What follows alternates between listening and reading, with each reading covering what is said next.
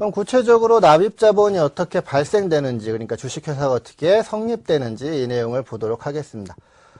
그러면 자본은 크게 납입자본, 이익잉여금, 기타 자본 요소로 구분된다 말씀드렸고요. 그 중에 납입자본이 생기는 것은 주식을 발행해서 자본금이라는 것이 생기는 거죠. 지난 시간에 봤듯이 자본금은 우리 회사 액면 단가 곱하기 발행된 주식 수.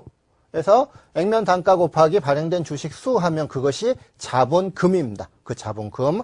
자본금은 주주한테 입금된 금액이기 때문에 가장 주식회사 자본의 기본이 되는 겁니다. 기본이. 주식을 발행하게 되면 이 자본이 증가 또는 뭐 처음 발생되겠죠. 이때 주식을 발행하는 형태는 크게 액면 발행, 할인 발행, 할증 발행 세 가지로 구분됩니다. 이거 우리가 어디서 본 적이 있죠. 앞서서 부채 중에 사채를 공부할 때 사채도 액면 발행, 할인 발행, 할증 발행 했습니다. 사채의 액면 이자율과 유효 이자율과의 관계에 따라서 그 두 이자율이 같을 때 액면 발행, 차이가 날 때는 할인 발행 또는 할증 발행해서 그 할인 발행 시에는 사채 할인 발행 차금이라는 사채 차감적 평가 계정 썼고요. 할증 발행 경우에는 사채 할증 발행 차금이라는 사채의 부가적인 평가 계정을 썼습니다. 마찬가지로 주식 발행 경우에도 유가증권이니까 우리 액면 금액하고 실제 발행되는 발행 금액하고 관계에 따라서 우리가 세 가지로 구분이 되겠습니다. 그래서 액면 금액하고 발행 금액이 같을 때, 그래서 뭐 100원짜리 주식을 100원에 발행했다. 그러면 대변에 자본금이라는 자본의 증가죠. 자본금 100원. 이것이 실제 발행도 100원에 발행됐다. 그럼 100원 하면 끝나는 거죠. 이것이 액면 발행입니다. 액면 발행. 그 다음 액면 금액과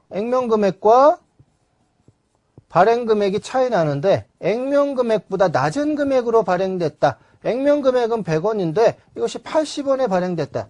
원칙적으로 할인 발행은 할 수가 없습니다. 왜냐하면 100원짜리를 발행해 놓고 80원밖에 안 들어오면 우리 회사의 실질적인 자산이 80원밖에 안 되죠. 자본은 100원인데. 그러면 이 회사의 자본이 유지될 수가 없기 때문에 할인 발행은 원칙적으로는 불가능하지만 일정한 요건을 갖췄을 때는 할인 발행도 할 수가 있습니다.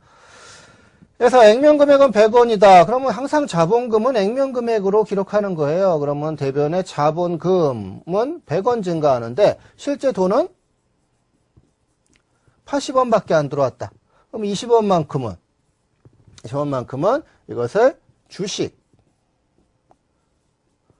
할인 발행 차금이라고 처리합니다.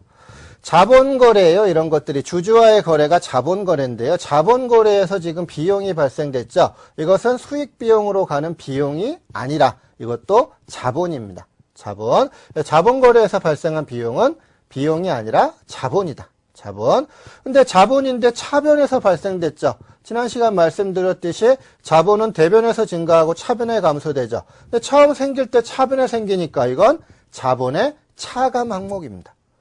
그래서 이러한 주식 할인 발행 차금이 뭐 납입자본에 속하느냐 아니면 자본유지 조정에 속하느냐 이것은 하나도 중요한 것이 아니다 말씀드렸어요.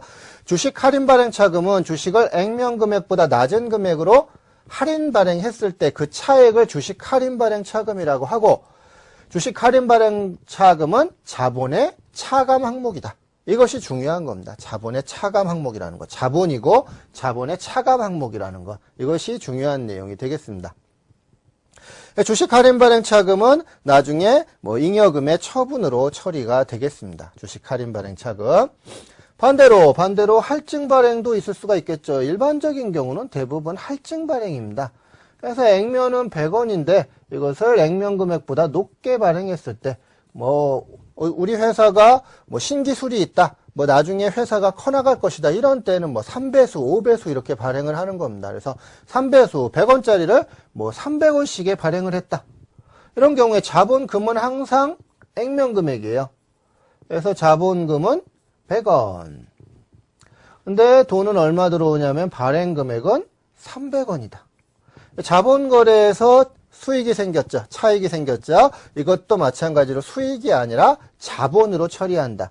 이것을 주식 발행 초과금이라고 부릅니다. 주식 발행 초과금 200원. 자본거래에서 생기는 차손은 비용이 아니고 자본이었죠. 마찬가지로 자본거래에서 생기는 차익도 수익이 아니라 자본입니다. 대변에서 발생됐으니까 자본의 가산 항목이죠. 주식 발행 초과금은 주식을 액면금액보다 높게 할증 발행했을 때 그 차익을 주식 발행 초과금이라고 부르고요. 자본의 가산 항목이다. 이것이 중요한 내용이 되겠습니다. 주식의 가산 항목. 이런 경우에 뭐 신주 발행비가 생겼다, 신주를 발행한다 하고 뭐 신문에 광고를 내고 뭐 주권을 인쇄하고 이런 재비용들, 신주 발행과 직접적인 비용들, 이것이 이제 신주 발행비가 되겠죠. 사채 발행비 같은 경우도 어때요? 사채 발행비는 사채 발행 금액에서 차감했죠.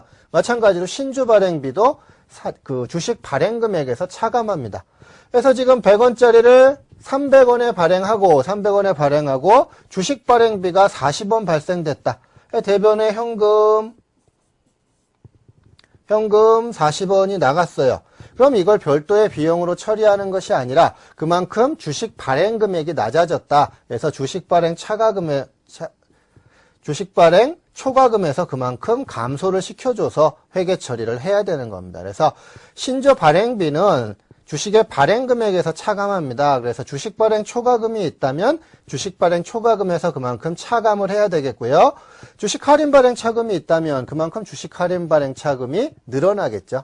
주식 할인 발행 차금의 가산이 되겠습니다.